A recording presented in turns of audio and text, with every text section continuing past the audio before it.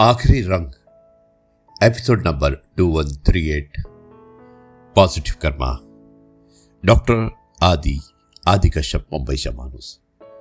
दोस्तों, यही कहानी है आज की। मुझे उम्मीद है कि आपको पसंद आएगी। राजस्थान के एक छोटे से कस्बे की कहानी है। शुरुआत करता हूं इस कहानी की कुछ इस प्रकार। राजस्थान के एक छोटे से कस्बे बाड़मेर में हर साल होली बड़े धूमधाम से मनाई जाती थी।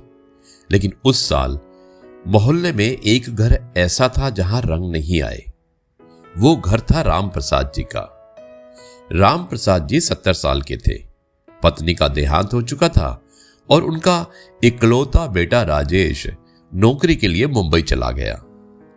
पिछले 3 साल से वे होली पर घर नहीं आ पाया। मोहल्ले में ढोल बज रहे थे, बच्चे रंग उड़ा रहे थे, लेकिन राम प्रसाद जी के घर का दरवाजा बंद था। वो चुपचाप बरामदे में बैठे थे। सामने एक छोटी सी थाली में गुलाल रखा था। हर साल वो उसी गुलाल से अपने बेटे के माथे पर रंग लगाते थे। उस दिन पड़ोस की 8 साल की बच्ची चांदनी उनके पास आई। उसने पूछा, दादाजी आप रंग क्यों नहीं खेल रहे? राम प्रसाद जी मुस्कुराए, लेकिन आंखों में नमी थी। उन्होंने कहा, बेटा जिसका रंग दूर हो जाए उसकी होली थोड़ी फीकी हो जाती है। चांदनी कुछ सोचती रही। फिर वो भागकर मोहल्ले के बच्चों को बुलाकर लाई। कुछ ही मिनट में पूरा मोहल्ला राम प्रसाद जी के घर के बाहर खड़ा हो गया। सबने मिलकर कहा कि आज हम सब आपके बच्चे हैं।